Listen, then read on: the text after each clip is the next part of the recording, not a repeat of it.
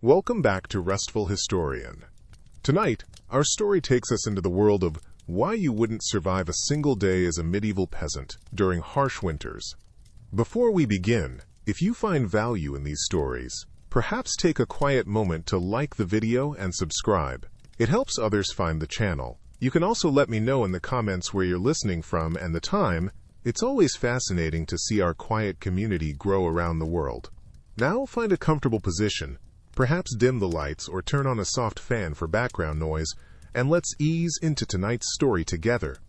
There is no gentle chime of an alarm, no soft glow from a bedside lamp to ease you into the day. Instead, you are wrenched from whatever fleeting dreams you might have clutched by a cold so profound, so utterly invasive it feels like a physical weight pressing down upon you. It's a chilling, damp cold that has silently, patiently, crept into your small, dark hut while you slept. It has seeped through the gaps in the wattle and daub walls, whisper thin defenses against winter's siege. It has trickled down from the poorly thatched roof, heavy with frost, and now it's settled deep within the very marrow of your bones. The darkness is absolute, a thick, inky blackness that your open eyes struggle to penetrate. You might strain to see your own hand in front of your face, and fail. There's no comforting orange glow from a street lamp filtering through a curtain, no distant hum of a refrigerator. Just an oppressive silence, punctuated perhaps by the mournful sigh of the wind outside, and always the ever-present gnawing cold. You lie there, a shivering bundle beneath a single thin, scratchy woolen blanket, if you're fortunate. Its rough fibers do little to repel the icy tendrils that explore your skin. This meager covering is likely shared with several other family members, a desperate huddle for what little warmth your combined body heat can generate against the biting air. The straw beneath you is probably damp, maybe even crackling with frost in places, offering scant comfort and a faint, earthy, slightly sour smell. Every fiber of your being screams to stay put, to curl tighter into an unyielding ball, but the cold is a relentless, unwelcome companion. It isn't just on your skin, it's an ache in your joints, a pre-dawn stiffness in your muscles that promises a day of discomfort. The air you breathe is icy, stinging your nostrils and feeling like tiny sharp needles in your lungs with each shallow inhale. This is your medieval winter morning, a stark awakening, and the day has barely, reluctantly, begun. You try to draw a deeper breath, an instinctive waking sigh, but the air bites back with a ferocity that steals the thought away. It's a physical presence, this cold, so frigid it feels as though you're swallowing tiny shards of ice, each one scraping a raw path down your throat and into your protesting lungs. You see it then, the undeniable proof hanging before your face. Your own breath, a fleeting white cloud, a ghostly exhalation that dissipates almost instantly into the dim, frozen stillness of your small, one-room hut. It's a stark, visual confirmation of just how profoundly cold you are, a chill that has already seeped past skin and muscle to settle deep within your marrow, an unwelcome guest that refuses to leave. This isn't the invigorating crispness of a modern winter morning, the kind that might redden your cheeks before you dash inside for a warm drink. No, this is a pervasive, damp, and utterly relentless cold. It clings to the rough, unplaned wood of the walls, which offer little insulation against the biting wind you can hear faintly whistling outside.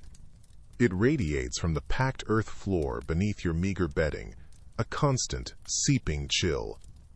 You can almost smell its metallic tang in the air, mingled with the lingering scent of stale wood smoke from a fire long dead, and perhaps the faint, unsettling aroma of unwashed bodies and damp wool. You're already colder than you've likely ever been, a profound, bone-deep cold, and this is just the first conscious moment.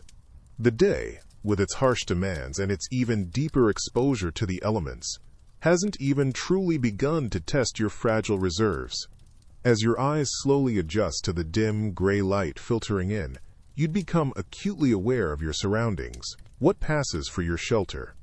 Picture this, a small, perhaps single-roomed hut. Its walls, a rough tapestry of woven branches.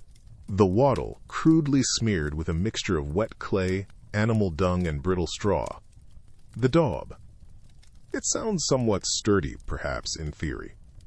But the relentless winter winds, those icy artists of discomfort, have a cruel way of finding every tiny imperfection, every minuscule crack and fissure in that daub. And believe me, there are so many, you'd feel them as little pinpricks of biting air, like tiny, sharp needles, constantly piercing the supposed sanctuary of your home, each one a fresh insult from the cold.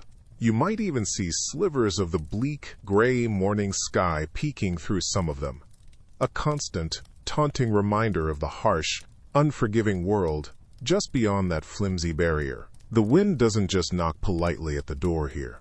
It sighs and whispers through the very fabric of the walls themselves, a sibilant, chilling song that offers no warmth, no real respite.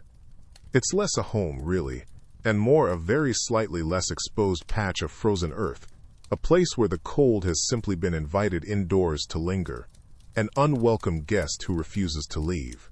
But you are not alone in this chill, not truly. The flimsy walls of your hut, barely more than a suggestion against the biting wind, hold more than just your own shivers. Your family presses close, a huddled mass of shared desperation, their breathing a collection of soft, rhythmic puffs in the dim, smoky air that never quite clears. Perhaps your children are nestled against you, their small bodies radiating a faint, almost fragile warmth that is both a meager comfort and a stark reminder of their vulnerability in this frozen world. The air itself is thick and heavy, a palpable presence. It carries the scent of unwashed wool, damp earth, stale sweat, and something else, the unmistakable pungent aroma of livestock. Yes, for in these desperate times, the precious warmth of your pig, your scrawny chickens, or even a calf, is too valuable to leave outside. They are your living, breathing hot water bottles, snuffling and shifting beside you in the gloom, their coarse hair or feathers perhaps brushing against your skin. Their animal smells mingle with your own, creating an atmosphere that is, to put it mildly, potent. Privacy is a forgotten dream, personal space, an absurd luxury. This is togetherness, medieval style, a cramped, odorous, and deeply uncomfortable necessity for survival. The cough of a grandparent, the sigh of a sibling, the grunt of a pig. These are the sounds of your shared, tenuous existence, a symphony of survival in the encroaching dark. But that fragile, shared warmth, a temporary truce against the biting night, cannot last. The darkness outside, though still profound, is beginning to thin, not with the promise of gentle dawn, but with the stark, gray light of a winter morning. And with it comes the cold, a physical entity that seems to squeeze the very air from your lungs. There's no languid stretch here, no drowsy contemplation of the smoke-stained roof beams above. The concept of 5 more minutes nestled under a warm covering is a fantasy so far removed from your reality it might as well be pure sorcery. Instead, the gnawing chill in your bones, a persistent deep ache, is your only and most urgent alarm clock. It's a brutal, non-negotiable summons. You'd rise, not into a softly lit room, but into a deeper stratum of the same frigid gloom you slept in. The meager fire, your small beacon against the night's vast cold, will be long dead, a powdery pile of cold gray ash. The air inside your hut would taste sharp and damp, carrying the lingering sense of stale wood smoke, unwashed bodies, the earthy tang of the floor, and perhaps the faint, acrid smell of animal waste. Each breath you take would be a small, visible cloud, a constant visual reminder of the cold's unyielding dominion over your world. Every moment spent hesitating, shivering in your thin, likely damp straw pallet, is a moment closer to real trouble, a deeper chill setting in, less time to gather scarce fuel, or to see to the animals whose own survival is tied so closely to yours. The day has barely creaked open its icy eyelids, and already it's a struggle. There's no promise of gentle warmth, no comforting breakfast nook awaiting, only the relentless, immediate demand to face the stark, unyielding reality of another medieval winter morning. Respite, in this life, is a word that might not even cross your weary mind. The lingering cold from your straw pallet seems to cling to you as you rise, each movement an effort against the biting air. Your first, most crucial task awaits in the dim heart of your small, smoky hut. Before anything else, before even a thought of the meager sustenance that might pass for breakfast, you approach the hearth. It's little more than a patch of bare earth, or perhaps a few carefully arranged stones where yesterday's fire struggled to keep the profound chill at bay. Now, only a faint, almost ghostly orange pulse might remain, hidden beneath a delicate blanket of gray ash, a silent question mark against the morning's gloom. You kneel, the rough, cold earth pressing unforgivingly into your knees. Your breath, a visible cloud in the gloom, is held captive for a moment before you lean in close, your face hovering just above the ashes. Gently, so very gently, you blow across them, a soft, focused stream of air, trying to coax a flicker of life from any lingering embers. The air in the hut is thick, with the smell of old smoke, damp earth, and perhaps the faintest hopeful aroma of resin if you were fortunate enough to have a few dry pine needles or a shred of hoarded birch bark for tinder. Each puff of your breath feels like a whispered prayer against the overwhelming, indifferent cold.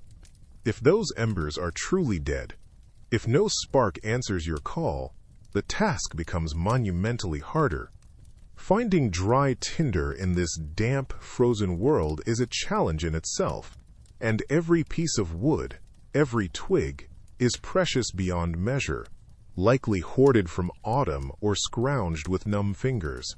There's no popping down to a well-stocked shed for a neatly chopped log. Every splinter was likely gathered with aching effort, carried on a tired back. Success means a small, smoky fire, not a roaring blaze, but a pocket of less than freezing air, a place to thaw fingers. Failure means the chill seeps deeper into your bones, a grim, unwelcome companion for the long, hard hours ahead. The fight for warmth is the first battle of your day, every single day. And that battle, that relentless search for warmth, often means venturing out from your smoky, cramped hut into a world frozen solid. The wind, a raw, biting thing, whips at any exposed skin. Your threadbare cloak, perhaps patched with scraps of leather or rough sacking, offers little real protection against its icy teeth, and the cold seems to laugh at such meager defenses. Before you stretches a landscape of white and gray, the sun a distant, uncaring smudge in the sky, if it's visible at all. The snow lies deep, a soft, muffling blanket that quickly becomes an exhausting enemy, perhaps up to your knees or higher in drifts, each step a monumental effort. The path, if one even exists, is a treacherous ribbon of compacted snow or slick ice, hidden beneath a fresh, powdery fall. You can almost hear the crunch of it under your ill-fitting, damp shoes, a sound that promises more cold to come. You're looking for anything that will burn. Wood is king, of course, but the nearby trees were likely stripped bare long ago, their branches ghosts against the sky. So you trudge further, your eyes scanning for fallen branches, perhaps risking the Lord's wrath by daring to collect from his distant forest, hoping the gamekeeper is huddled by his own fire. Or maybe your region offers peat. Then you'd be heading to the bog, hoping to hack out frozen blocks of it, its earthy, damp smell clinging to your clothes even when frozen. And if all else fails, there's the less appealing but utterly vital task of collecting dried animal dung, frozen patties, brittle and cold to the touch, but a source of slow, smoky heat. Each footstep is a gamble.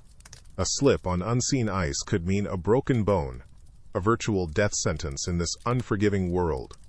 The cold seeps in, a relentless thief, stealing feeling from fingers and toes, making the simple act of gripping a makeshift axe or a coarse sack an agony. And all this exhausting, perilous trek, is for a few precious hours of flickering light and a meager defense against the encroaching, killing cold. A temporary victory, hard won, before the whole cycle begins anew with the gray, indifferent light of dawn. So, you've dragged your precious hard-won kindling back to what passes for home. It's less a house, more a single dim room of wattle and daub, perhaps shared with your few precious animals, huddled in for their own measure of meager warmth. The floor is trodden earth, damp and cold underfoot, even when swept clean of the worst. In the very center, a shallow, soot-stained pit. This is your hearth, the smoking, flickering heart of your winter world. And it's here you'll try to coax a flame into life, shielding it carefully from any drafts that whistle through the ill-fitting door. The fire finally catches, a small, sputtering thing at first, then slowly growing into a hungry, dancing glow of orange and red. It crackles softly, a welcome sound in the oppressive quiet. But there's no chimney, no elegant flue to draw the smoke away as it might in a grander dwelling. Instead, it billows upwards, clinging to the low, soot-blackened rafters, painting them even darker. Then slowly, inevitably it sinks. It fills the small, enclosed space, a thick gray cloud that stings your eyes, making them water, and catches sharply in your throat. You huddle close, seeking the fire's direct caress on your skin. But the warmth is a fickle friend, a localized comfort. It toasts your shins and the front of your ragged tunic while your back, turned away from the flames, remains chilled by the damp air seeping from the walls. Every breath is an intake of acrid, woody fumes, the sharp scent of burning green wood, sometimes damp, sometimes resinous. This smoky haze mingles with the ever-present odors of unwashed bodies, stored roots, and perhaps the faint, worrying smell of mildew from the thatch above. Your lungs, already likely compromised by a lifetime of such air, might protest with a hacking cough, a common sound in these dwellings. This constant, irritating rasp is the price you pay for not freezing solid, a stinging, choking price for a fragile, flickering heat. That fragile, flickering heat, however vital, offers little true solace to the parts of you furthest from its meager, smoky glow. As you begin to stir from a fitful doze, perhaps a sleep more akin to a grudging surrender than true rest, the chill finds its way in with brutal, insidious efficiency. Within these first disorienting moments of waking, even before your eyes fully adjust to the dim light filtering through cracks in the wall, your fingers and toes would begin to scream in protest. Imagine that sensation now, if you can. It's not the playful, temporary numbing after a snowball fight, swiftly remedied by a warm drink. No, this is a fierce, biting, almost crystalline pain, as if tiny, sharp icicles were forming deep within your joints, grinding with every tiny, involuntary movement. Your digits, perhaps curled under a thin, likely damp blanket, or worse, entirely exposed to the frigid air of the hut, would be the first casualties. This is the unfamiliar agony of frostnip swiftly setting in, a chillingly intimate acquaintance for those who lived through these relentless winters. Your skin would prickle, then burn with an intensity that belies the cold, a desperate, fiery alarm from nerves utterly overwhelmed by the penetrating freeze. For us, cushioned by central heating and thermal socks, this level of immediate, intense discomfort upon waking is a shock, almost unimaginable. For a medieval peasant, it was simply the dawn chorus of suffering. This initial throbbing, this angry redness or even alarming pallor, is a serious warning. The body's early, painful surrender to the relentless siege of winter. It's a grim precursor to the deeper, more destructive threat of frostbite, where the cold begins to truly claim parts of you, turning flesh waxy and lifeless. Those first few conscious minutes would be defined by this stark, painful reminder of the day's primary, unyielding struggle, to simply coax enough warmth back into your extremities to even begin the day's relentless toil. With those painfully thawing fingers you reach for your clothes, the day's first, meager defense against the biting air. There's no soft cotton here, no comforting fleece to cocoon you. Instead, your tunic is likely coarse, unyielding wool, or perhaps a layer of rough-spun linen, feeling more like a hair shirt than a comfort. Imagine pulling this shapeless garment over your head. The fabric, still carrying the bone-deep chill of the unheated hut, scrapes against your skin, a fresh torment.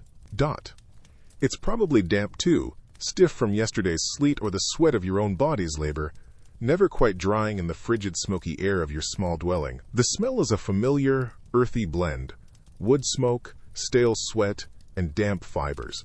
The constant, clinging perfume of poverty. This single patched layer, or perhaps two if you are exceptionally fortunate, feels less like protection and more like a cruel, flimsy joke against the winter's icy spear.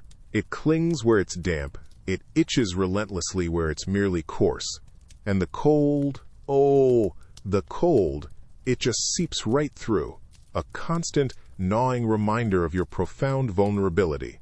Each thread seems to whisper of the long, hard day ahead, offering little solace, only the abrasive truth of its threadbare inadequacy. This is your armor against the elements.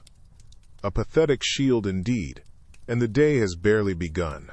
With that inadequate armor against the biting air, an even deeper, more persistent chill begins to stir, the gnawing ache of hunger. Your thoughts turn, as they always do, to the pantry. Though calling it a pantry feels far too generous. It's likely a dark, cramped corner of your small hut, perhaps a rickety shelf or a shallow pit dug into the cold earth, shared with the damp and the occasional scurrying visitor. This isn't a place of bounty, but one of careful, anxious preservation. You peer inside, the dim light barely illuminating your winter hoard. There it is, the sum total of your sustenance, meant to stretch across the barren, frozen months. A side of salted pork or beef, perhaps, hanging stiff and dark, the salt crusted on its leathery surface, smelling sharply of brine and preservation.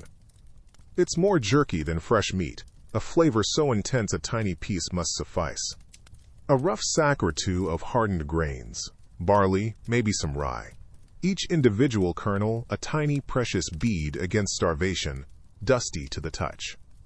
And then the humble root vegetables, a few muddy turnips, some shriveled carrots, their earthy scent, a faint, poignant reminder of a sunnier, more plentiful season. Each item is a testament to foresight, yes, but also to a profound, underlying anxiety.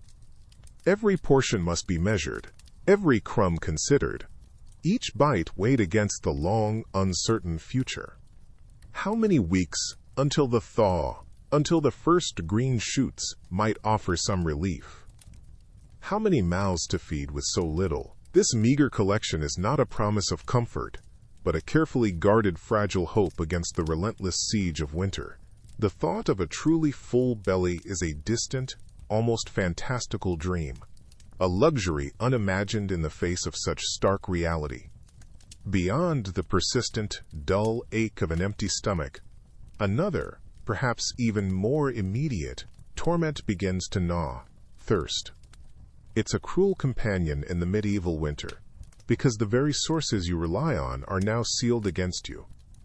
That little stream, normally a cheerful ribbon of life chattering through the fields, it's now a silent, glassy sheet of ice, hard as stone. The village, well, if you're fortunate enough to have one, might offer a deeper source, but the rope to lower the bucket is probably frozen stiff, the winch a misery to turn with already numb hands.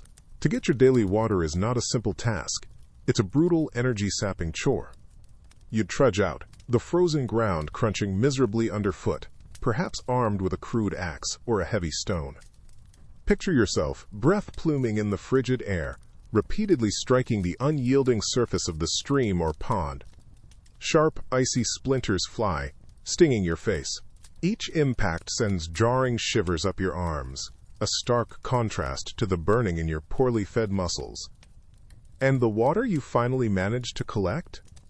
It would be bitingly cold, likely murky, carrying the taste of frozen earth and decaying leaves, scooped carefully into a heavy wooden pail. This isn't just a morning task, it's a constant, gnawing concern, a daily battle waged for the simplest of life's needs, a reminder that winter holds everything in its frozen, unyielding grasp.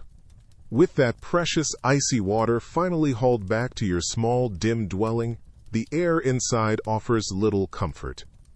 It's thick with the smell of damp earth, old straw, and the faintest hint of wood smoke from a struggling fire, if you're fortunate enough to have one. Your fingers, still aching from the cold, clumsily handle what awaits you, breakfast.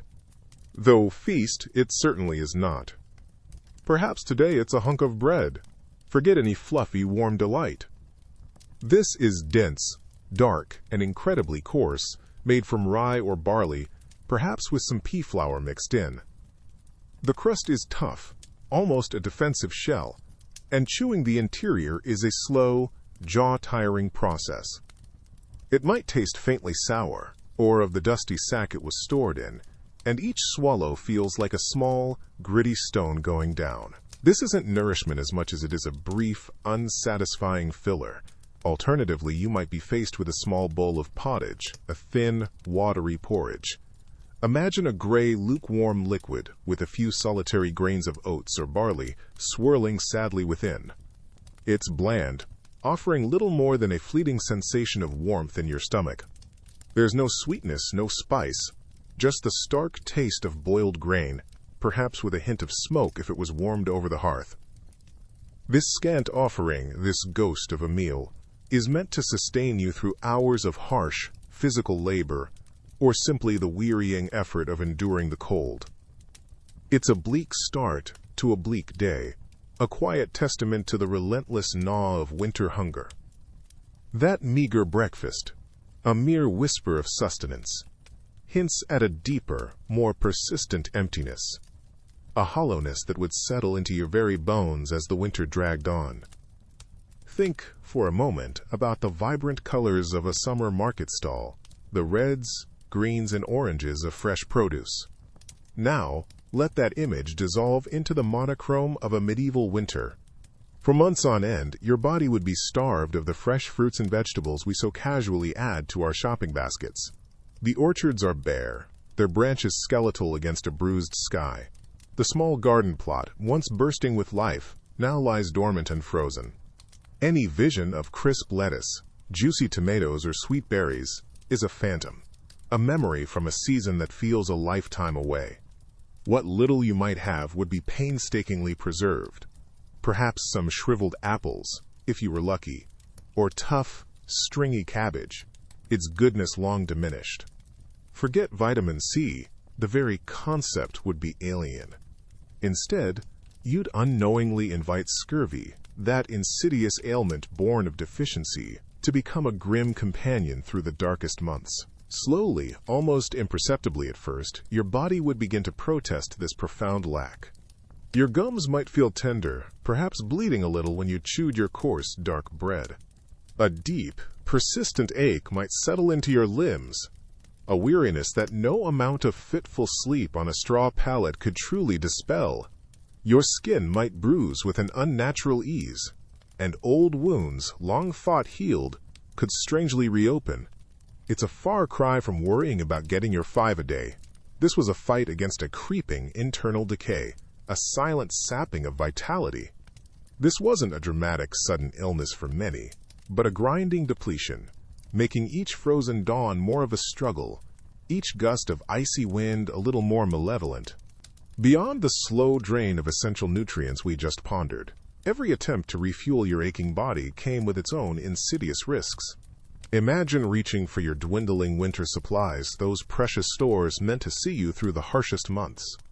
That hunk of salted meat, perhaps pork, or whatever meager game was snared and laboriously preserved weeks or months ago, might hang in the smoky, dim air of your small dwelling. Even in the biting cold, which you'd instinctively trust as a natural preservative, the silent, creeping battle against spoilage was relentless, and often quietly lost. The preservation methods themselves, diligent salting, careful smoking over a low fire, or patient drying, were a desperate, often imperfect science. A little too little salt, perhaps stretched thin to make supplies last, and the unseen rot would begin its insidious work. A touch too much dampness lingering in the air, and mold, in subtle unwelcome shades of green, gray, or even a powdery white, would bloom across surfaces you'd hoped were safe. You might inspect a piece of dried apple, turning it over and over in your chapped cold fingers, sniffing cautiously for that telltale sourness, that faint, musty odor that whispered something was deeply amiss. The dim light from a flickering tallow dip or the weak winter sun filtering through a tiny shuttered window wouldn't always reveal the true extent of the problem. So you'd take a bite, perhaps after scraping away the most suspicious-looking parts. Maybe it tasted acceptable, or maybe just a little off. A slight tang, or an unusual softness you'd try to ignore, because the hunger gnawed so fiercely, a constant companion. But that single mouthful could be a Trojan horse, introducing harmful bacteria into an already weakened, struggling system. The freezing temperatures of a medieval winter certainly slowed decay, but they rarely sterilized. The consequences weren't just a fleeting discomfort. They could be days of debilitating dysentery, a slow internal poisoning that tipped you further towards the perilous edge, making the relentless, uncaring cold outside feel even more cruel and personal. With a belly perhaps uneasy from that questionable fare, imagine for a moment pushing open the ill-fitting wooden door of your wattle and daub hut. It groans, a low protest swallowed by the vast, muffling quiet. You're not greeted by a charming, crisp winter scene, no postcard-perfect wonderland. Instead, a brutal, endless white stretches out, a landscape leached of almost all color, save for the gray of the sky and the dark skeletal fingers of distant trees. The snow isn't fluffy and inviting. It's a heavy, damp blanket, often crusted with treacherous, slick ice, that conceals a stubbornly frozen earth beneath. Every familiar landmark, the muddy track, the neighbor's hovels, the very shape of the fields, is smoothed into an alien undulating sameness. The air itself feels like a physical weight, sharp and biting in your lungs, stealing the warmth from your breath before it even fully forms a visible cloud. It carries no scent of pine or wood smoke, only the sterile, metallic tang of deep frost. There's a stark, desolate beauty to it, certainly. The way ice glitters on bare branches like cruel, indifferent diamonds, the uninterrupted sweep of white under a pale, uncaring sky. But it's a beauty that offers no comfort, no promise, only a chilling, pervasive reminder of your own fragile existence. This isn't a playground, it's a battlefield, and you are so very ill-equipped for this silent, frozen siege, where even the silence seems to press in, heavy and expectant. The world outside your hut demands movement, even now. Perhaps it's the desperate search for firewood, or a trip to the frozen well, if it hasn't iced over completely. But stepping out means confronting the paths, if you can even call them that. They are more like treacherous ribbons of compacted snow, frozen solid, often with a deceptive layer of fresh powder hiding sheer ice beneath. Each indentation, each slight slope, becomes a miniature mountain range to be navigated with utmost care, where a single misstep can send you tumbling. And on your feet? Forget sturdy, insulated boots with clever treads. You'd be lucky to have shoes made of stiff, uncured leather, perhaps crudely stitched by your own hand, offering little warmth and even less grip. They might be wrapped with rags for a semblance of insulation, but these quickly become damp from melting snow, then freeze solid again, encasing your feet in blocks of icy misery. Each step is a hesitant calculation, the brittle crunch of snow underfoot, the sickening, almost glassy slickness of hidden ice, the biting wind that whips at your face and tries to steal your already precarious balance. The cold seeps relentlessly through those thin soles, a persistent, gnawing ache that climbs from your toes up into your shins. This is where your daily ballet begins, a clumsy, desperate dance with gravity itself. You'll likely shuffle, arms outstretched like a tightrope walker, feeling for any semblance of purchase with toes that are probably already numb. A simple journey of a few hundred yards transforms into an exhausting, perilous expedition, each movement deliberate and fraught with tension. A slip, a sudden twist of an ankle on an unseen frozen rut in the mud, could mean a sprain, a fracture. Such injuries in this unforgiving world are far more than mere inconveniences. They are vulnerabilities that can easily invite disaster, leaving you immobile as the cold continues its relentless, silent siege. Even if you somehow navigate the treacherous frozen ground without serious mishap, another, more insidious enemy awaits: time itself, or rather its cruel scarcity. The medieval winter day is a miser, hoarding its light with a stingy hand. What little sun graces your world is a pale, watery imitation of its summer glory, often veiled by a persistent, gray shroud of cloud that seems to weep cold. It hangs low, a distant, indifferent eye in the sky, offering scant warmth and even less cheer, visible for a pitifully short span, perhaps only a few hours where it truly feels like day. This fleeting window of weak, almost reluctant daylight is all you are granted.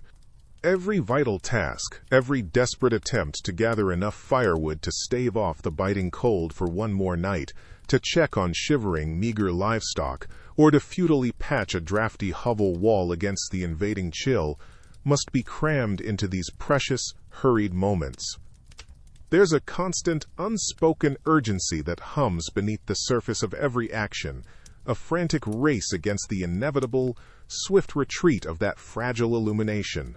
And when the light does begin to fail, it does so with an almost malicious speed, as if the sun itself is eager to abandon this frozen world. It doesn't just fade. It feels like it tumbles from the sky, plunging you into a profound and chilling darkness that stretches for what seems an eternity, an inky blackness that feels heavy, almost suffocating. The shadows don't just fall. They surge, swallowing the familiar landscape and pressing in on your small, fragile existence, leaving you to face the long, cold hours with little more than flickering, insufficient firelight and your own uneasy thoughts. And just when you think the encroaching darkness is the worst of it, the wind begins its mournful song through the skeletal branches of unseen trees, a low hum that quickly escalates into a piercing shriek. It doesn't just carry the cold, a bone-deep chill that seeps through your thin layers. It carries the snow.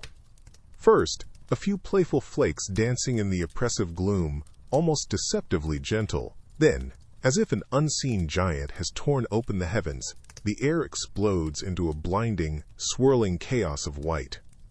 Imagine stepping out for just a moment, perhaps to check on a shivering animal huddled against the wind, or to gather one last, desperate armful of firewood, only for the entire world you know to simply vanish. Your hut, that small, fragile beacon of meager warmth and flickering light, might be only 20 paces away, but in this sudden, furious whiteout, it might as well be on another continent.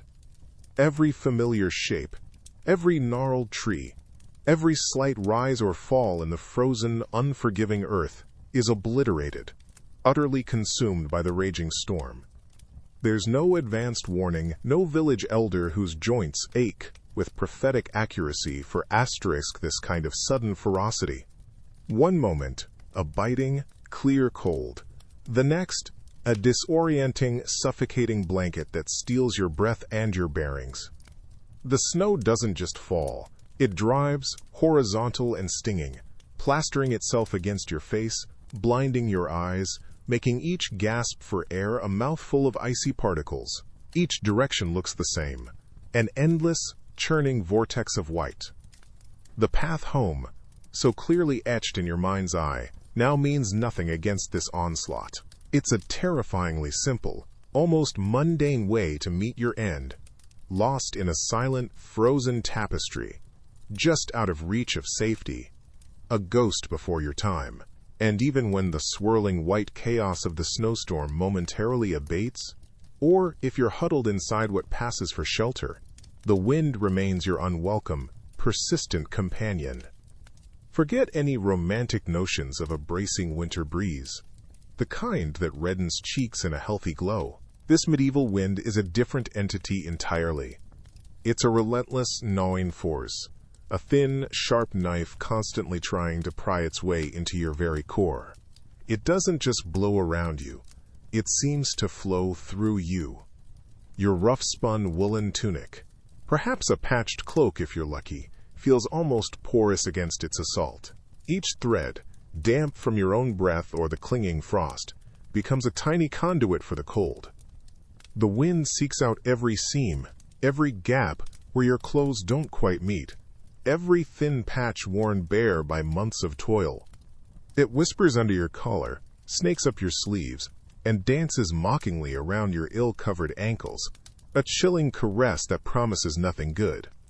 You can hear its mournful song, a constant low howl that filters through the crude walls of your hut, a symphony of desolation. Sometimes it whistles sharply through an unseen crack, a shrill note that sets your teeth on edge. Other times, it's a deep, resonant moan that seems to vibrate through the frozen earth itself. It's a sound that seeps into your thoughts, a chilling lullaby that promises not rest, but a deeper, more permanent cold. And the feeling, it's more than just cold. It's a sapping pressure, a steady drain of your precious hoarded warmth. Your body shivers, a desperate, stuttering attempt to generate heat, but the wind simply steals it away, moment by moment, breath by icy breath, leaving you feeling hollowed out from the inside.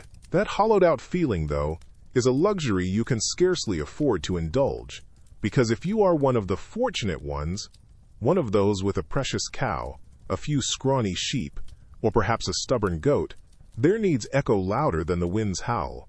These aren't pets, you understand. They are your walking larder, your woolly bank account, your future hopes condensed into fur and bone. Their survival through the biting frost is, quite literally, your survival. So you drag yourself from your own meager warmth, perhaps even before the weak dawn dares to stain the bruised gray sky. The animals might be huddled in a crude lean-to, perhaps even sharing a wall with your own dwelling for a sliver of mutual warmth. Or, if you're truly blessed with space, in a separate, equally drafty outbuilding. The moment you push open the door, be it to the biting air outside, or just into their attached shelter, the cold, like a physical blow, slams into you again. Your fingers, already stiff, will fumble with frozen latches or stiff ropes as you trudge through any accumulated snow to reach them. The air in their space, though marginally warmer than the exposed outdoors, is thick with the earthy, pungent smell of damp straw, animal bodies, and their waste. A strangely comforting scent in its familiarity, perhaps, but still heavy. Their soft lowing, a rumbling sigh in the gloom, is a constant reminder of their dependence. Breaking ice from a trough with a clumsy wooden mallet, hauling meager, frozen fodder, clearing away soiled bedding with hands long past feeling. It's a relentless draining cycle. Each movement is an agony of cold, seeping into your very bones, a stark contrast to the faint, precious warmth radiating from their living bodies. The animals are tended to, for now, their residual warmth a fleeting comfort against your own chilled frame as you step away. But the gnawing emptiness in your belly, a familiar, unwelcome companion in these lean, frozen months, soon propels you out once more into the biting wind. There's another task, one undertaken with a fragile, almost painful flicker of hope, against the overwhelming, silent bleakness of the winter landscape. Earlier, perhaps yesterday or even the day before, when the wind wasn't quite so cruel, you would have ventured into the skeletal, snow-dusted woods or across the stiff, unyielding fields to lay your snares. These are simple things, unassuming loops of twisted plant fiber, animal sinew, or perhaps even horsehair, carefully placed along barely visible animal tracks, almost invisible themselves against the gray-brown scrub and the dusting of snow. Now, you retrace those precarious steps. The air stings any exposed patch of skin, a relentless, icy caress. Each drawn breath is a sharp, cold stab in your lungs. The crisp snow crunches with a hollow, mournful sound under your worn, thin-soled leather turnshoes, which offer scant protection from the frozen earth beneath. Your eyes, narrowed against the glare of the white expanse, scan the familiar yet ever-hostile terrain for the almost hidden markers of your traps. A quiet, desperate tension builds in your chest. A silent prayer, perhaps, whispered on the wind that carries the scent of pine and frozen earth. Most days, these snares are simply empty. You'd find just the stark, undisturbed snow, or perhaps a scattering of dead leaves blown into the delicate loop, a cold mockery of your efforts. But today you might be incredibly lucky. Your numbed fingers, clumsy and stiff with cold, would fumble with the frozen cord if fortune has smiled. The sight of a small rabbit, or even a scrawny winter bird, its life extinguished by your desperate ingenuity, would bring a surge of something akin to triumph. Not true joy, perhaps, but a profound, almost tearful relief that thaws a tiny part of your frozen spirit. This small, still form is so much more than just meat. It's a rare, precious treasure of fresh protein, a fleeting promise of flavor beyond the monotonous, watery pottage that usually fills your bowl. It's a tiny, hard-won victory against the relentless, crushing weight of winter. That if, however, hangs heavy and cold in the air. More often than not, you would trudge back with nothing but the deeper ache of cold in your bones, and the hollow echo of that fragile, fading hope. Whether your hunt yielded that rare prize or simply more gnawing emptiness, the encroaching darkness would eventually shepherd you back indoors.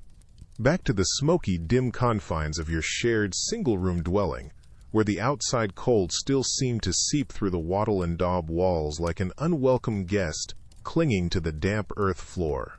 The only light might be the reluctant glow from the central hearth, its embers struggling to push back the shadows, or perhaps a sputtering tallow candle, its meager flame casting long, dancing figures on the rough-hewn timbers. Your eyes would strain in this perpetual twilight, a world painted in shades of gray and brown.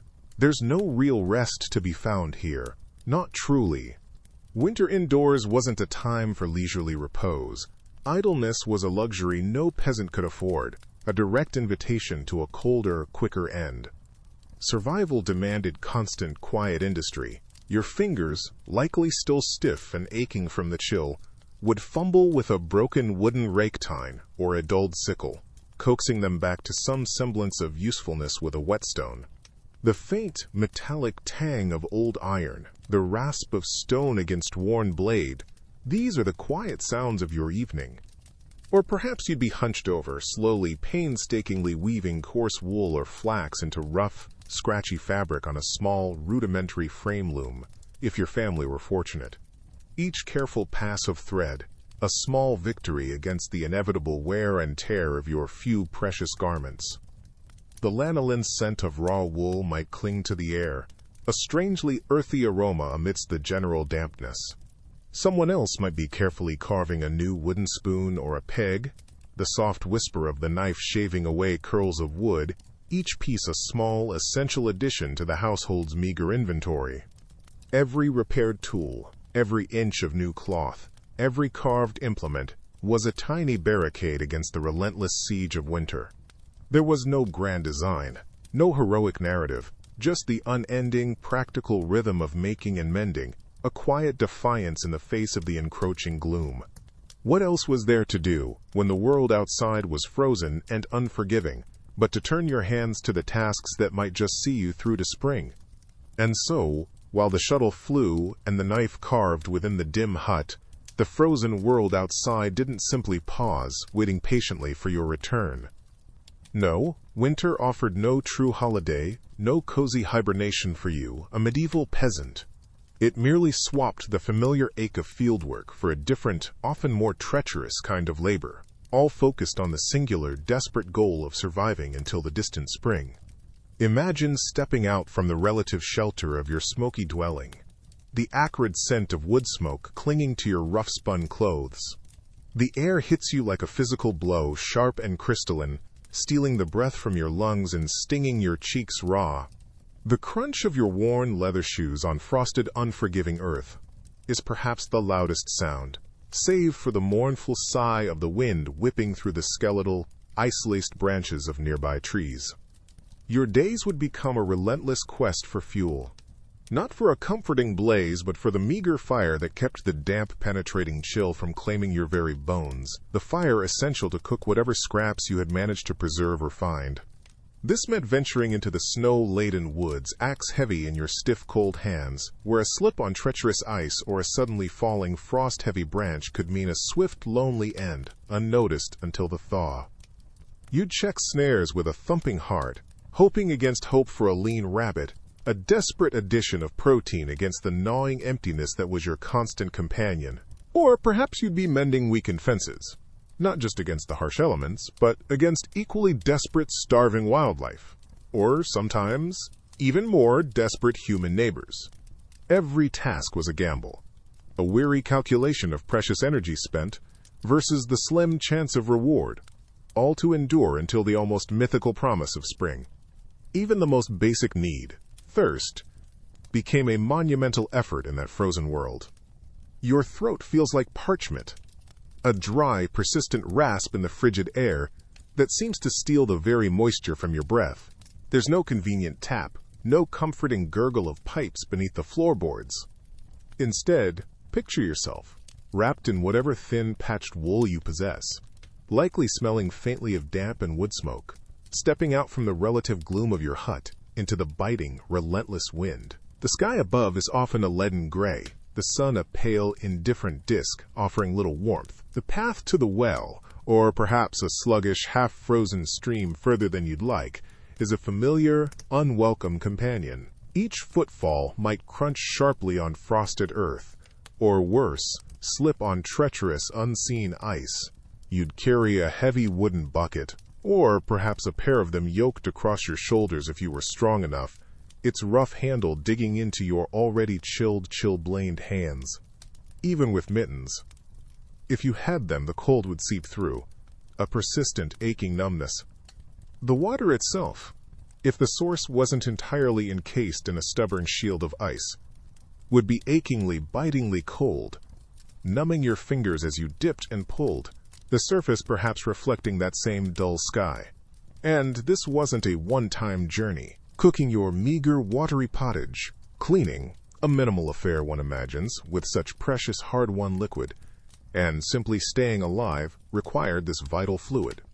So you'd make this arduous trek again, and perhaps again, your shoulders burning, your breath misting in ragged plumes before you. Each drop was precious, each journey a significant drain on your already meager reserves of warmth and energy, a quiet, grinding testament to the daily struggle against the indifferent cold. Back within the cramped confines of your small, smoky hut, the deep chill you carried in from the well seems to cling to you like a damp, unwelcome shroud. The air inside offers little true warmth, thick with the acrid tang of wood smoke from the central fire, the close scent of unwashed bodies, and something else, a stale, persistent dampness that feels as though it seeps into your very bones, into the rough wool of your tunic. It's here, in these close, shared spaces, huddled together for meager warmth, that another, far more insidious companion of the harsh winter months would almost inevitably make its presence known. Listen closely, not to the howl of the wind outside, but to the sounds within. You might hear it above the rustle of straw, or the quiet sigh of the wind finding its way through the poorly patched wattle and daub walls. A persistent, hacking cough. This wouldn't be a polite clearing of the throat. Imagine instead a raw, chest-tearing sound, a desperate, racking explosion of air, echoing from one shadowy corner of the single room, then perhaps answered by a similar, weaker, more shallow cough from another bundle of rags nearby. Respiratory illnesses, those unwelcome guests we now know as pneumonia and bronchitis, were constant, often deadly, companions in the cold. With no antibiotics, no real understanding of how these sicknesses spread beyond a vague dread of bad air, they often settled deep into lungs already stressed and irritated by the ever-present cold and smoke. A rising fever, a painful tightening in the chest, the breath becoming a shallow, searing rasp. These were terrifyingly common steps on a path from which many, especially the very young or the old, simply wouldn't return. That persistent cough wasn't just an annoyance. It was a grim soundtrack to winter, a potential death sentence whispered on the stale air of almost every dwelling, a constant reminder of life's fragility. And it wasn't just the sudden, dramatic illnesses that wore you down.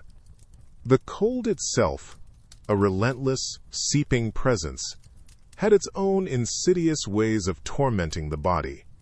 Imagine, for a moment, that chill not just on your skin, but deep within your bones, a damp, heavy cold that settles into every nook and cranny of your being. It's the kind of cold that modern comforts have almost made us forget. A true, penetrating iciness that no amount of thin, patched wool could truly keep at bay. For the medieval peasant, whose life was a tapestry woven with threads of relentless physical toil, this cold was a particular tormentor of the flesh. Those old injuries, the twisted ankle from a misstep in the muddy field, the shoulders strained from years of wielding an axe or scythe, the back that never quite recovered from hauling heavy stones, they wouldn't just be faint memories. Oh no, the winter cold would awaken them, coaxing them out of their slumber with icy fingers, making them throb and ache with a renewed, vicious intensity. Each morning, movement would be a slow, agonizing negotiation with your own body. Joints, already stiff from a lifetime of labor, would feel as though they were grinding, filled with sharp, unseen particles. That dull, constant ache in your lower back, a familiar companion through the warmer months, would sharpen into something more insistent, a gnawing pain that radiated outwards, making even the simplest tasks a trial. There was no real escape, no hot bath to soothe it, no readily available pain relief beyond perhaps a bitter, herbal brew of dubious efficacy. This wasn't a pain you could simply ignore or push through for a few hours. It became a part of the winter landscape of your own body, a constant, miserable hum beneath the surface of every waking moment. It would color your thoughts, shorten your temper, and sap your already dwindling energy. How could you truly rest, truly recover, when the very air around you conspired to keep your body in a state of perpetual aching discomfort? And that constant gnawing cold wouldn't just settle in your bones. It would creep into your very skin, manifesting in ways that brought fresh waves of misery, especially to your extremities, those poor, forgotten outposts of your body battling the relentless chill. Your fingers and toes, already stiff and aching from the pervasive damp, would soon begin to protest more visibly. Imagine them blooming with angry, swollen patches of red, or even a purplish hue, the unwelcome arrival of chilblains. You'd feel an incessant, maddening itch, a burning sensation deep beneath the skin that no amount of desperate rubbing could truly soothe. Trying to warm your hands by the meager smoky fire might offer a moment's hope, only for the sudden change in temperature to make them throb with a new, fiery pain. These weren't merely a minor winter nuisance. They were a constant, tormenting presence, transforming even simple tasks like gripping a wooden spoon or mending rough cloth into an exercise in painful, fumbling concentration. Worse still, if your feet remained encased for days on end in damp, ill-fitting leather shoes or wrapped in sodden, coarse rags, a near certainty when trudging through the frozen mud of the village paths or huddling on the earth floor of your hut, something more insidious could take hold. That initial numbness in your toes, perhaps even a deceptive relief from the biting cold, was a treacherous early sign. Soon, they might swell unnaturally, the skin turning a waxy, mottled white or a bruised, angry purple. Blisters could form, tender and raw. This was the grim reality of what we now call trench foot, or its medieval equivalent, where the very flesh began to suffer, to break down from the relentless, uncaring assault of cold and wet.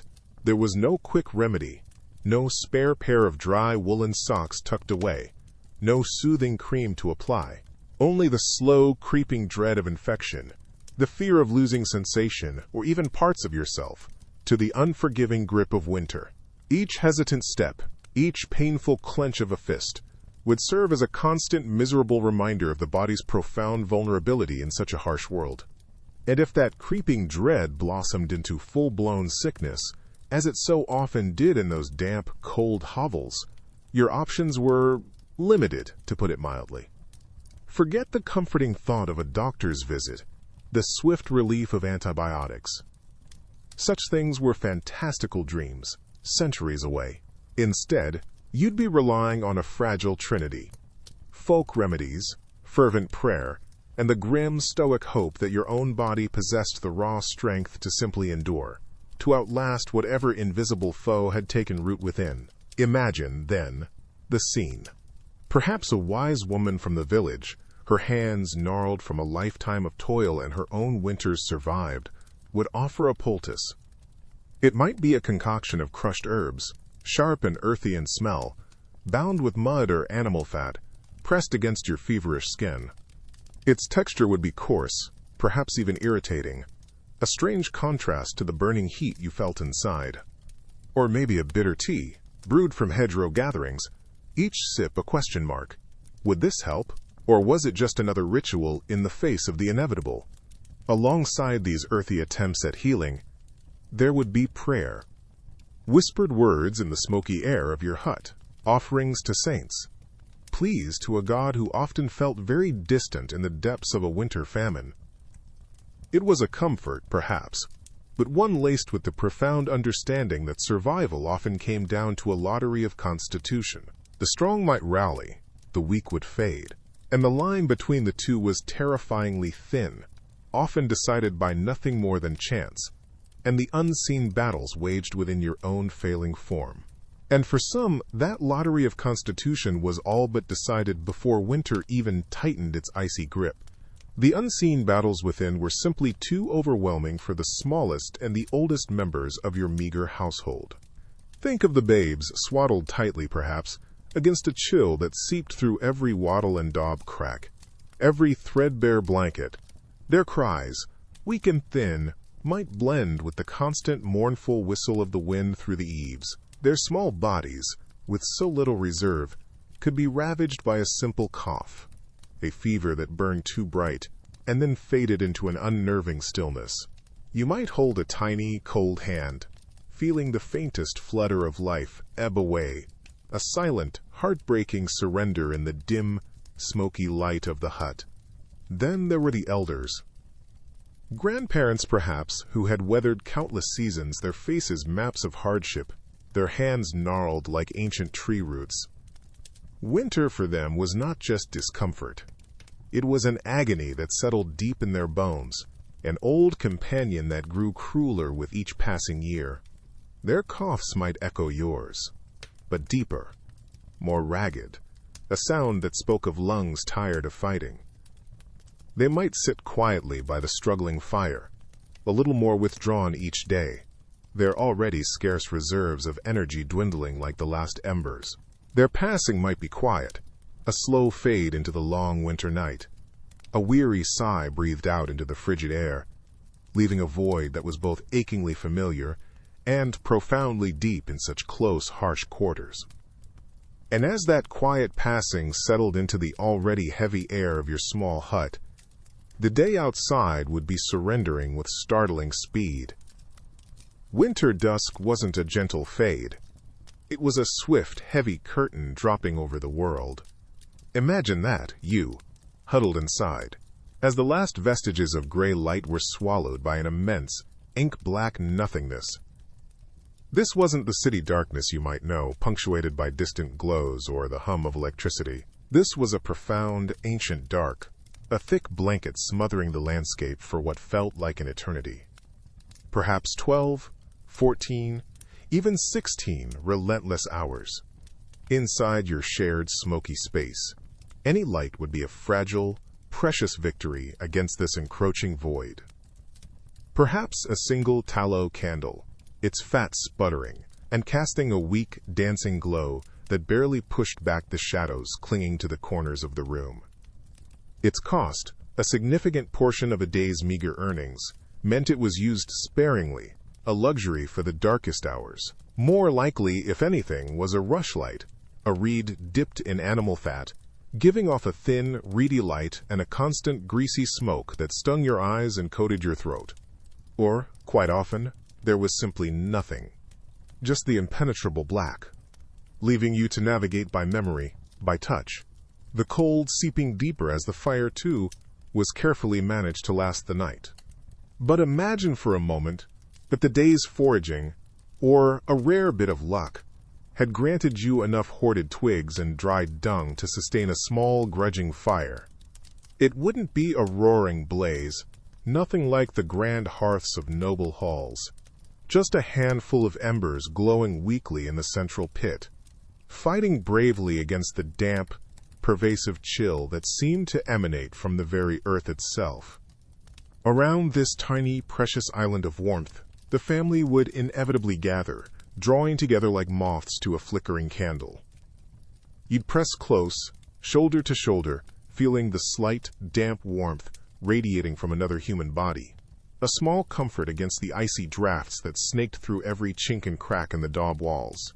The air would be thick with the scent of wood smoke, sharp and acrid, yet also strangely reassuring, mingled with the earthy smell of the dirt floor, damp wool, and unwashed bodies.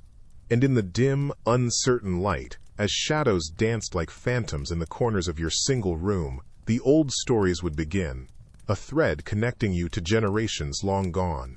Tales passed down through countless winters, murmured in hushed tones, of ancient heroes and mischievous sprites, of saints and sinners, of lean times endured, and perhaps a half-forgotten memory of a warmer, kinder sun. A low, sometimes wavering voice, perhaps an elder's raspy whisper or a mother's tired murmur, would fill the small, smoky space. They'd weave a fragile magic with simple words, painting pictures in the gloom. Sometimes a song, mournful and slow, would rise, a melody carrying the weight of hardship and the faintest glimmer of hope. These moments, however fleeting, were sparks of precious humanity. A shared breath, a fragile human shield erected against the immense, uncaring darkness pressing in from outside, and the creeping despair that winter always carried on its frozen breath. But even those stories, those shared breaths of humanity, could only hold back the encroaching chill of the mind for so long. Imagine yourself, now, truly inside that hut. The days, or more often weeks, blur into a single monotonous gray. The same few faces, pale and shadowed in the flickering light of a meager tallow candle, or the dying embers of the central hearth, are your entire world. The air, thick with acrid wood smoke that stings your eyes and rasps in your throat, also carries the less romantic, earthy sense of unwashed bodies, damp earth that never truly dries, perhaps a lingering hint of stale food, and the pungent aroma of the family's precious piglet or a few chickens huddled in a corner for shared warmth, their own small sounds and smells adding to the inescapable miasma. There's no escape from this dim, confined stage.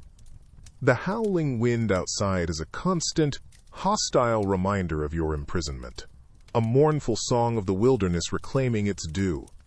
The walls, rough-hewn timber or wattle and daub, perhaps patched with yet more mud and straw against the biting drafts, seem to press in closer with each passing hour, the low, smoke-stained roof weighing down upon you. Conversation, once a comfort, dwindles, replaced by a heavy silence punctuated only by chesty coughs, the rustle of straw bedding or the unsettling scritch-scratch of a rat in the thatch above. This wasn't just discomfort. It was a slow, creeping assault on your sanity. The medieval equivalent of cabin fever, a heavy, suffocating blanket woven from boredom, anxiety, and the ever-present grinding proximity of others. Every minor irritation, every small, repetitive noise, every shared, weary glance could magnify, twisting into something unbearable in that cramped, smoky pressure cooker. There was no personal space, no quiet corner to retreat to, not even the illusion of privacy. No way to truly be alone with your thoughts, or, perhaps, more terrifyingly, no way to escape the thoughts of others, their moods and anxieties seeping into your own in the shared, stale air. How long, do you think, before the gentle hum of shared existence frayed into something far more brittle, far more strained? How long before the darkness outside found its insistent echo within your own mind? And as that internal disquiet, that echo of the outside darkness, took root within your mind, the physical world beyond your thin walls would begin its own chilling accompaniment. Your small, smoky hut, a fragile barrier against the vast frozen night, wouldn't stand in stoic silence. Oh no! It would groan under the pressure of the wind, its timber frame creaking like old bones. The thatch roof would rustle and sigh, a dry, papery sound, perhaps punctuated by the sudden sharp crack of cooling wood from the dying embers of your meager fire. You'd lie there, listening, huddled with your family for warmth that seemed to drain away as quickly as it was shared. Every sound amplified by the profound darkness and the biting cold that seeped relentlessly through the daub and wattle walls. That high-pitched whistle of the wind as it squeezed through an unseen gap, was it merely the elements, or something more sinister? A low, distant howl could drift across the frozen fields. Was it just the wind playing tricks on an already frayed imagination? Or the call of a wolf pack, their hunger sharpened by the lean winter, drawn closer to the village by desperation? Or perhaps a sudden, sharp snap of a twig just beyond your door, too deliberate for a passing deer, too heavy for a fox. The mind, already stretched taut from hunger and cold, would race.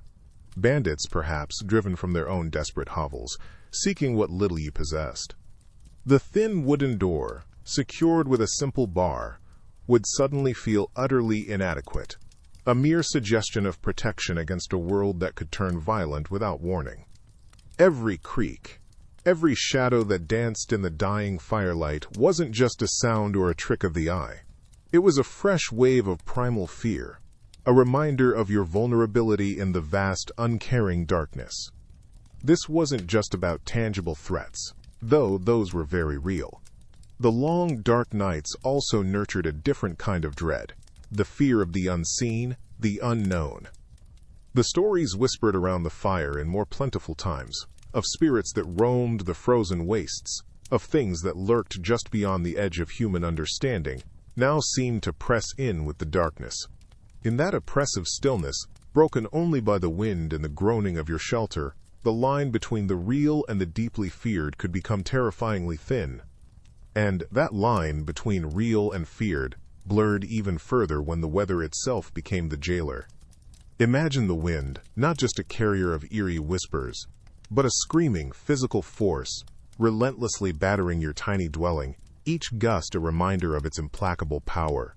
Then comes the snow, falling not in gentle, picturesque flakes, but in a blinding, suffocating curtain that methodically erases the world outside your door. Hour after hour, perhaps day after day, it piles higher, burying paths, swallowing fences, transforming familiar landmarks into an alien white desert under a bruised gray sky. You might peer through a tiny crack in the rough-hewn wall, or risk briefly unlatching the door only to be met by a wall of swirling white and a biting cold that steals your breath. In that moment, you truly understand how your world has shrunk. Shrunk to the smoky, dim interior of your hut, shared perhaps only with your shivering family, the damp chill, and the ever-present scent of wood smoke and unwashed bodies. The nearest neighbor, whose flickering rushlight might have been a comforting beacon on a clear night, might as well be on another continent now, separated by impassable drifts and the howling emptiness. The village, with its meager communal support, or the distant sound of a church bell, utterly unreachable. No one is coming. If illness strikes then, a fever gripping a child or an elder, if the small, precious store of firewood dwindles faster than planned, or if a crucial bit of preserved food is found spoiled by frost or hungry vermin, there is no calling for aid. There is no friendly face offering solace or a spare handful of grain. There is simply no one to hear. This profound isolation wasn't just a matter of feeling lonely. It was a raw, gnawing vulnerability, a constant, unwelcome companion. It was the stark, quiet understanding that you were utterly reliant on what little you possessed, and your own fading strength, to somehow survive until the eventual, distant thaw. The silence then, broken only by the storm or the gnawing in your belly, would be the true sound of that vulnerability pressing in, cold and absolute. And sometimes, that oppressive silence, that cold, absolute vulnerability you felt, would be shattered. Not by a human voice, nor the reassuring crackle of a healthy fire, but by a sound far more primal, far more chilling. The distant, mournful howl of a wolf, a long, ululating call that seemed to weave itself into the very fabric of the biting wind. Then another, and perhaps another, closer this time, each cry a stark reminder that you were not alone in your suffering. During these unforgiving winters, the deep snows and frozen earth drove the great gray shadows from the forests, their bellies aching with a hunger as sharp as the icicles hanging from your meager eaves. They were desperate, emboldened by starvation, and human settlements, with their precious, dwindling livestock and grimly their vulnerable inhabitants, became an irresistible, desperate lure. Imagine, for a moment, you're forced to venture out from your hut's dim, smoky interior, perhaps for a few more sticks of precious firewood, a task that simply cannot wait if you are to see another dawn, or to check a crude snare, hoping against all hope for a scrawny rabbit. The air is so cold it feels like tiny needles pricking your exposed skin, and it burns your lungs with each shallow breath. The snow lies deep and untouched, save for your own reluctant tracks, each crunch under your worn leather turnshoes, an unwilling announcement of your presence in this desolate landscape. And then, a flicker of movement in the shadowed tree line. Not a deer, too low, too deliberate. Low, powerful shapes, dark gray fur blending with the winter twilight, steam puffing from their snouts. Eyes, like chips of amber ice, gleaming with a cold, intelligent light, fixated on you. There's no dramatic chase, no heroic stand with a trusty pitchfork, just the sudden, heart-stopping realization that you are prey, caught in the open, far from the thin illusion of safety your wattle and daub walls provided. The forest, usually a source of meager sustenance or escape, now holds a very different kind of hunter, and you are a slow, solitary, and tragically tempting target. That frozen dread, the kind that seizes your breath in the deep, silent woods, might recede for a moment if you manage to stumble back, heart-hammering, to the huddle of your village. If the flimsy wooden door of your own hut groans shut behind you, offering the thinnest veneer of safety from the biting wind and what lurks beyond. Inside, it's a murky, smoke-filled space. The air is thick, a cocktail of damp earth, unwashed bodies, and the ever-present acrid bite of the fire that smolders in the central hearth. This fire is life. Its flickering orange light pushes back the oppressive gloom. Its heat, a fragile shield against the relentless cold that seeps through every chink in the wattle and daub walls. But lean closer to that comforting glow, and you'll see the danger. The straw on the floor, often damp and muddy, is still straw. The roof above, a dense thatch of reeds or more straw, is blackened with years of soot, dry as dust.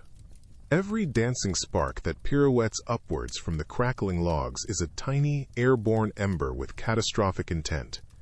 A sudden gust of wind through a gap in the wall, a log shifting and spitting, and that vital flame could leap, catching the tender, dry structure in moments. There's no fire brigade to call, no quick escape, just the horrifyingly swift transformation of your only shelter into a raging inferno, a terrifying beacon in the winter night. The warmth is a desperate prayer, whispered against the cold, but it's a prayer offered to a fickle god who might consume everything you have in a heartbeat. So if the fire doesn't consume your home in a blaze, it might betray you in a much quieter, more insidious way. Imagine, as the night deepens, that vital flame, so carefully tended, begins to falter. The last ember winks out, a tiny, dying star in the oppressive, smoky darkness of your one-room hut. Silence descends, broken only by the relentless moan of the winter wind as it claws at the wattle and daub walls, a hungry wolf seeking entry, and it always finds a way in through countless tiny cracks and gaps. Slowly, almost imperceptibly at first, the meager warmth you've hoarded begins to bleed away into the frigid air. You lie there, perhaps on a bed of straw covered with a single, coarse woolen blanket, its scratchy texture doing little to comfort or truly insulate. Your own breath starts to plume, a ghostly white cloud in the dimness, even beneath the covers. The cold isn't just outside anymore, It's a physical presence, seeping into your bones, a dull, persistent ache that intensifies with each passing silent hour. You might try to curl tighter, drawing your knees to your chest, a desperate ball of failing warmth, but the chill is a patient, relentless predator. It sounds utterly extreme, a grim thought for us wrapped in our modern comforts, but freezing to death in your own rough bed was an ever-present shadow, a grimly realistic possibility. Should the temperatures plummet unexpectedly, and that precious, life-sustaining fire be lost, the very air you breathed would conspire to steal your life. There would be no gentle stirring at dawn, just a slow, numb surrender to the vast, uncaring cold. A quiet, desperate fading in the heart of a medieval winter. The cold, however, wasn't just a malevolent presence confined to the smoky gloom of your hut. Step outside, and the world, though perhaps dusted with a brittle beauty, was a treacherous landscape. Imagine, just for a moment, you're venturing out, perhaps to gather scarce firewood or check a trap. The ground beneath your thin leather turn shoes is a patchwork of frozen mud and glistening ice. Each step, a careful, uncertain gamble. That innocent-looking sheen on the path ahead? It's black ice, patiently waiting for a moment of lapsed concentration. One misplaced step, a sudden, sickening lurch as your feet shoot from under you, and your world tilts violently. The crack you hear isn't the ice this time. It's the sharp, sickening snap of bone, perhaps an ankle, or worse, a femur, shattering against the unforgiving frozen earth. There's no ambulance on its way, no sterile operating theater, no comforting painkillers. Just the biting wind whipping at your face, the frozen ground pressing hard into your back, and the rapidly dawning horror. A broken bone, for you, is no mere inconvenience to be mended with plaster and rest. It's very likely a death sentence, delivered slowly by infection festering in the wound, or by the agonizing decline of being unable to work, to fend for yourself, to simply move from your damp, cold bed. And then there were the ponds, their surfaces deceptively solid under a fresh blanket of snow or a glassy, tempting layer of ice. A vital source of water, perhaps, or a shortcut across the frozen landscape. But that ice could be a fragile, treacherous skin over an abyss of frigid, dark water. One moment you're walking, feeling the slight give underfoot. The next, a horrifying, splintering crackle, and you're plunged into a lung-seizing, breath-stealing cold that snatches the air from your chest. The shock is absolute. Your heavy woolen clothes, already damp from the frigid air, instantly become a leaden anchor, dragging you down into the silent, murky depths. Few would hear your desperate splash. Fewer still could possibly help. Another quiet, desperate fading, this time not in your bed, but in the icy heart of a winter pond. But even if you managed to avoid such sudden watery ends, another, more insidious threat awaited you indoors, as winter ground relentlessly on. The meager stores, so carefully husbanded since the autumn harvest, would now be alarmingly low. Imagine the late winter weeks. The root cellar, once a small promise of sustenance, now echoes with emptiness. The last few wizened apples, perhaps, a handful of dried peas rattling in an otherwise empty sack. The salted meat, if there ever was much beyond a scrap or two, is now just a distant, almost dreamlike memory. And so, the gnawing emptiness would begin its daily, unwelcome visit. It starts as a dull ache, a hollow complaint from your stomach, but soon it would become a constant, terrifying companion, not just for you, but for everyone huddled with you in that smoky, dim hut. You'd see it in the gaunt faces of your children, their small, hopeful eyes looking to you for a sustenance you simply couldn't provide. Their laughter, a rare bird in winter anyway, would have long flown. Now perhaps only a weak, fretful cry, or a profound, unsettling quiet settles over your small, cold world. Supper, if it could be called that, might be a thin, watery pottage, barely clouded with the last scrapings of flour, or a few bitter herbs gathered with numb fingers from beneath the snow, if you were exceptionally lucky. Each spoonful would be more water than substance, doing little to quell the persistent, cramping hunger that twisted in your belly. This wasn't just a bad day. This was the slow, grinding reality of late winter. A desperate, silent waiting game, hoping that spring, and the faintest promise of new growth, would arrive before you and those you loved simply faded away into the cold. And even beyond the gnawing emptiness in your stomach, the very air you breathed would have been a constant, almost overwhelming assault. Imagine stepping into your small, dark hut, perhaps with no windows, the only light a flickering tallow stub or the dull orange glow from a meager central fire that never quite managed to banish the chill. The first thing to greet you, before your eyes even adjusted to the gloom, would be the smell. Not one singular smell, but a thick, complex tapestry woven from the threads of daily survival in such close, damp quarters. There'd be the heavy, almost cloying scent of damp wool, from clothes and blankets that never truly dried in the frigid, moist air, clinging to you like a second, unwelcome skin. Woven through this would be the persistent, acrid bite of stale wood smoke, a constant companion that stung your eyes and coated the back of your throat as it struggled to find its way out through a simple hole in the thatched roof, often filling the small space with a hazy, stinging fog. Add to this the close, human musk of unwashed bodies, huddled together for precious warmth, a sour, lived-in aroma that spoke of shared hardship and the impossibility of true cleanliness. And you wouldn't be alone in that single, small room. Often to protect them from the worst of the winter's bite, any precious livestock, a piglet perhaps, or a few scrawny chickens, maybe even a calf, would share your cramped quarters. So, layered beneath everything else, the sharp ammonia tang of their waste would be an unavoidable, earthy presence, a pungent counterpoint to the human sense. And always, just at the edge of perception if you were unlucky, the faint, worrying sweetness of stored food beginning to turn, a constant low-level anxiety that your carefully hoarded supplies might not last. This wasn't a perfume you could wash away.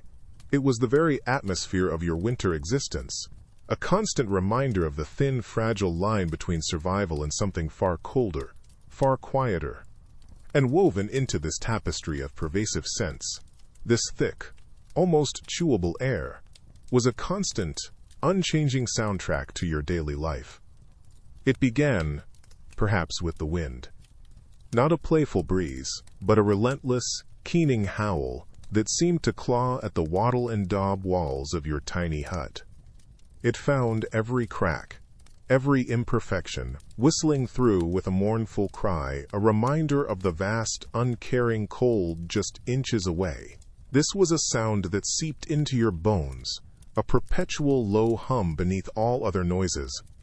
Then there was the fire. You might imagine a cheerful blaze, but more often it was a desperate, sputtering crackle.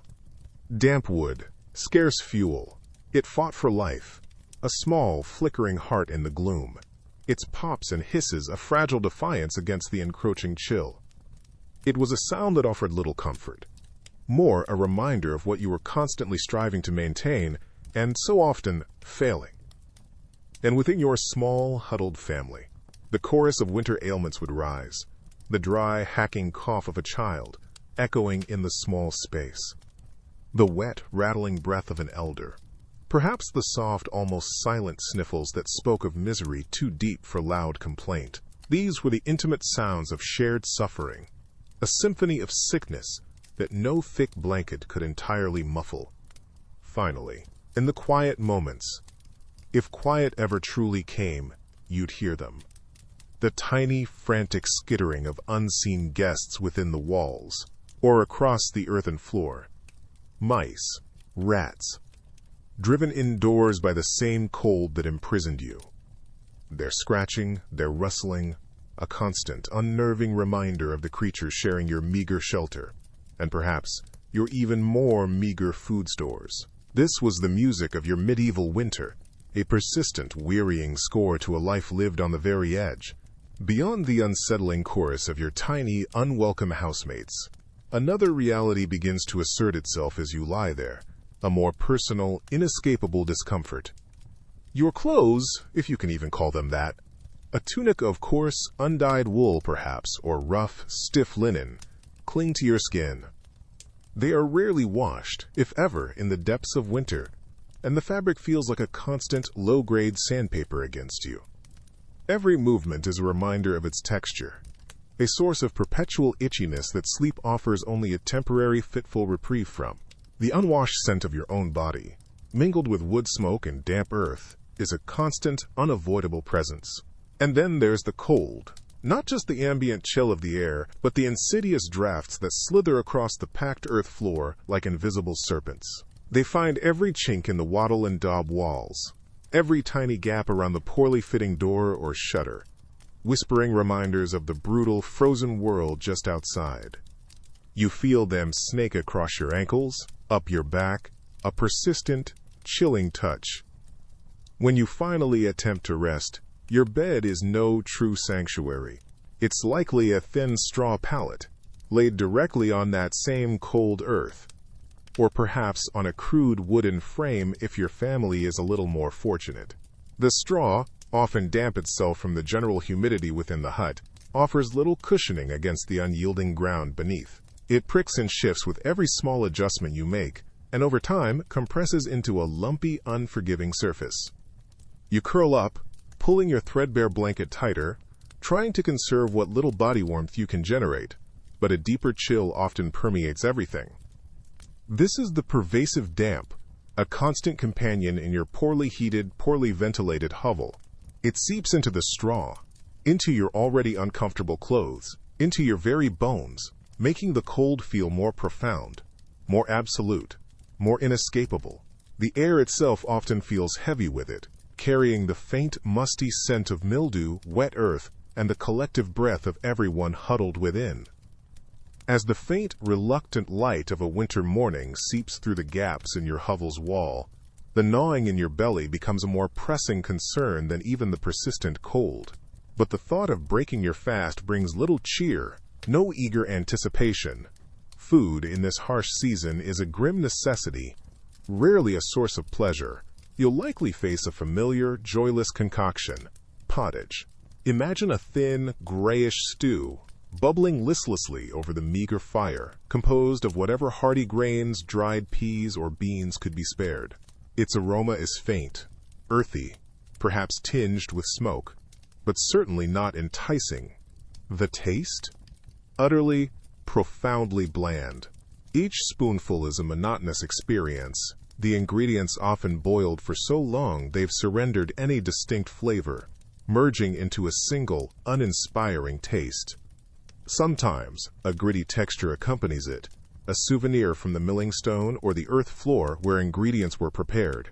Alongside this, you might have a piece of dark, coarse bread, so dense it feels heavy in your hand, its crust tough, its crumb chewy, and often unforgivingly dry. Occasionally, a faint sourness might linger, a subtle hint that your stored grains are battling damp and decay, just like everything else. This isn't nourishment that delights. It's fuel, grudgingly consumed, barely enough to dull the ache of hunger before the long, cold day truly begins. With that meager sustenance settling, or perhaps not quite settling, in your belly, you'd push aside the rough animal hide covering your doorway. The world outside is painted in shades of quiet resignation. Above, the sky is a vast, unbroken canvas of gray. Not a dramatic, stormy gray full of sound and fury, but a flat, indifferent expanse that presses down, heavy and relentless, seeming to absorb any lingering warmth or hope from the air itself. Snow, once a novel blanket, now stretches endlessly, a stark white shroud over the frozen, unyielding earth. It muffles all distant sounds, creating an almost unnatural stillness, but it also reflects the dim, weak light of a hidden sun, making the gray above feel even more profound, more permanent. The horizon itself seems to blur, lost in this monochrome expanse, offering no promise of change, only more of the same cold, silent dominion. And then, the faces you encounter. The faces of your family, your neighbors, huddled figures moving slowly through the biting air. They are etched with the season's pervasive hardship. Skin, chapped and often raw from the relentless wind, is pulled taut over cheekbones, lending a gaunt, hollowed look. Eyes, once perhaps bright with mischief or simple contentment, now seem dull, reflecting that endless gray of the sky, shadowed by a deep, quiet weariness that speaks of too little food and too much cold. A child's cough, a thin, rasping sound in the pervasive stillness, is a stark, unwelcome reminder of the fragility of life in this frozen world. There's a shared understanding in those tired gazes, a silent acknowledgement of the struggle that binds you all together day after weary, identical day. Each sunrise, if you can even call it that, through the thick cloud, brings not a promise of vibrant life and renewal, but simply a return to this muted, challenging tableau, a daily test of endurance against the bleak, almost mournful beauty of a medieval winter. And in this muted, challenging tableau, another layer of uncertainty presses down, heavy and cold. There's no app on a glowing screen to consult, no chirpy meteorologist on the wireless offering even a hint of what's to come. Your understanding of the weather is woven from old tales, the ache in your grandfather's knee, the way the smoke curls from the chimney, a tapestry of unreliable portents. One moment the air might be still, the gray light holding a fragile peace. The next, without any warning you'd truly recognize, the world could simply vanish. Imagine you're out, perhaps tending to a few hardy animals or attempting to gather the last scraps of usable firewood, a meager task under a sky that offers no reliable clues. Then, a subtle shift in the wind, a sudden icy sting against your cheek. The gray deepens, not gradually, but with an alarming speed. Before you can even fully register the change, the first flakes begin to fall. Not gentle, drifting emissaries of winter, but hard-driven pellets. Within minutes, the familiar track back to your hut could be obliterated, the air a blinding, roaring whiteness. This isn't just an inconvenience, a reason to cancel plans. It's a potential death sentence. Caught out, with thin, patched clothing and no easy shelter in sight, the cold seeps in with terrifying efficiency. That life-threatening blizzard, that sudden, bone-chilling plunge in temperature, arrives as an unannounced, unwelcome guest, and there's absolutely nothing you could have done to truly prepare for its specific, brutal arrival. Your only recourse is to endure, to hope the flimsy walls of your dwelling hold, and that you have just enough fuel to see you through nature's sudden, pitiless siege. Now let's imagine you've somehow survived that initial icy blast, huddled within your small, smoky hut. The blizzard has passed, leaving a silent, frozen world. But the siege of winter continues in quieter, more insidious ways, especially when it comes to what we now call personal hygiene. The very idea of a warm bath in the depths of a medieval winter would have been an absurd fantasy. Water itself was a precious commodity, often needing to be hauled from a frozen-over well or stream, and then, what of heating it? Every stick of firewood was jealously guarded for cooking and a meager warmth. So you simply wouldn't bathe. Not for weeks, likely not for months. Think about that for a moment. The accumulation of sweat, grime, and soot from the ever-present fire would cling to your skin, an unseen, unwelcome layer beneath your coarse woolen garments. And with this lack of washing came the inevitable itchy companions, lice, tiny tormentors making their home in your hair and seams of your clothes, fleas hopping from person to person, from animal to bedding.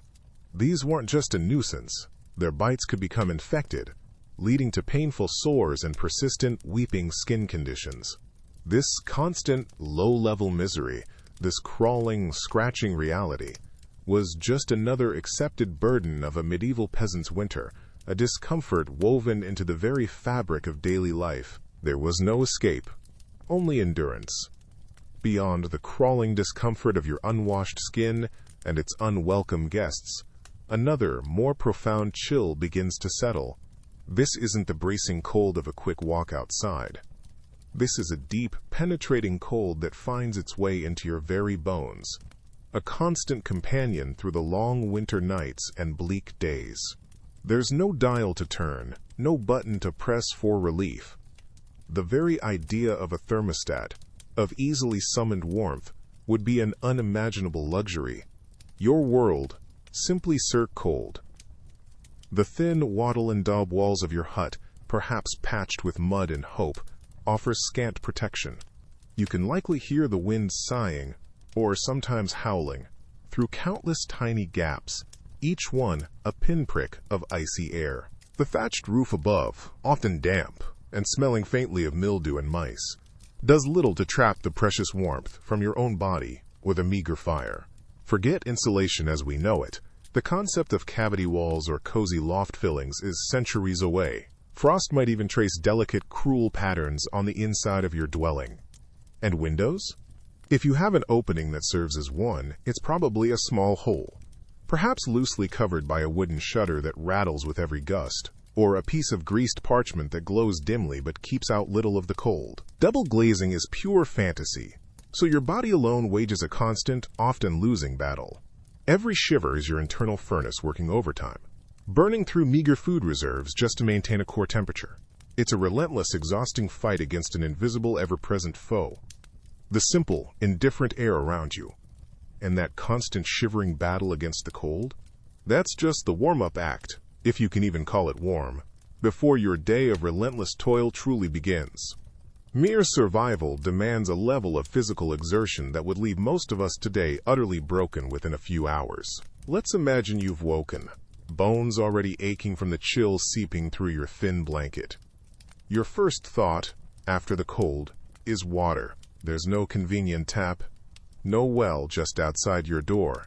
You'd trudge, perhaps a considerable distance, through snow that clutches at your legs or over ground frozen solid as iron, the wind gnawing at any exposed skin. You'd carry heavy wooden or clay buckets, their handles biting into your already freezing hands, and haul back the sloshing, icy liquid. Every step on the return journey would be a careful, muscle-screaming effort. Knowing a slip could mean losing precious water and starting all over again. With water secured, for now your thoughts turn to the fire, the sputtering, smoky heart of your meager warmth, the only thing staving off frostbite. But it devours fuel. So out you'd go again, into that same biting wind, to scavenge.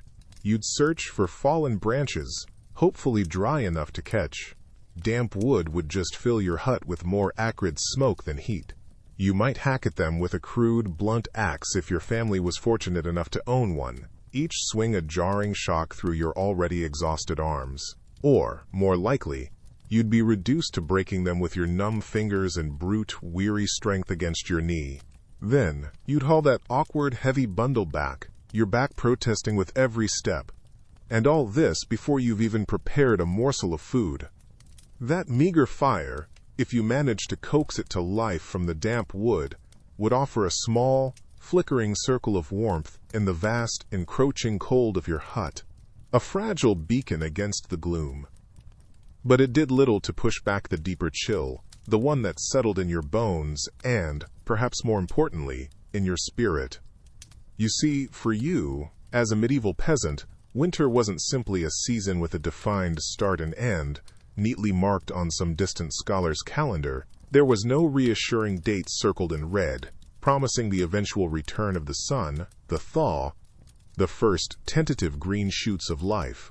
Instead, it descended like an occupying army, a relentless, brutal siege with no ceasefire in sight, no envoy coming to negotiate terms.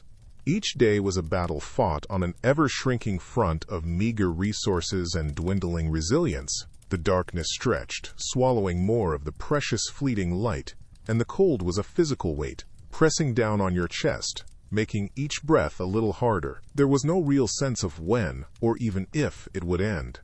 Spring was a desperate hope, a whispered prayer in the semi-darkness, but never, ever, a certainty. This gnawing uncertainty was perhaps the heaviest burden of all. More than the persistent hunger pangs or the biting frost that seeped through every crack in your hovel, it was the slow, creeping dread. The quiet fear that this particular winter, this seemingly endless expanse of gray and white, might just be the one that lasted forever in your short experience of the world. Or at least, longer than you did. The thought that the skeletal, ice-laden trees outside your flimsy door might never bud again, that the frozen earth might never yield another meager harvest, was a constant silent companion through those long, lightless months. It was a profound weariness of the soul, a quiet surrender to the grim possibility that this cold, this hunger, this darkness was simply how things would be from now on. And yet, despite that pervasive chill that settled deep in the bones, that gnawing emptiness in both belly and soul, the world did not entirely grind to a halt. Somehow, amidst this brutal, seemingly endless expanse of gray and white, life flickered on. Not with a triumphant roar, you understand, but with the quiet, stubborn persistence of a forgotten ember, refusing to be entirely extinguished by the icy breath of winter. It was a resilience born not of choice, but of sheer, unyielding necessity. This tenacity, this simple, profound will to see another sunrise, wasn't fueled by grand ambitions or heroic declarations whispered in the flickering firelight. No, it was forged in the cold, hard crucible of what simply had to be done. There was no inspiring philosophy of endurance, no comforting platitudes to ward off the despair. There was only the next breath, the next meager, repetitive task. Mending a tool with frozen fingers, rationing the last of the dried peas, huddling closer for shared warmth. The alternative was simply to cease. And for so many, etched into the very fabric of their being, was a refusal of that cessation, however grim the present stretched before them. Imagine the almost mechanical rhythm of survival. The dull scrape of wood against wood in a freezing hut. The low murmur of a familiar tale told to pass the endless, dark hours. The faint, acrid scent of a smoky, inefficient fire. It was an existence pared down to its most raw, most fundamental elements. A life lived on the very precipice, day after grinding day, with a fortitude that is, from our distant comfort, almost impossible to truly comprehend. And so we gently reflect on that profound, almost unimaginable fortitude.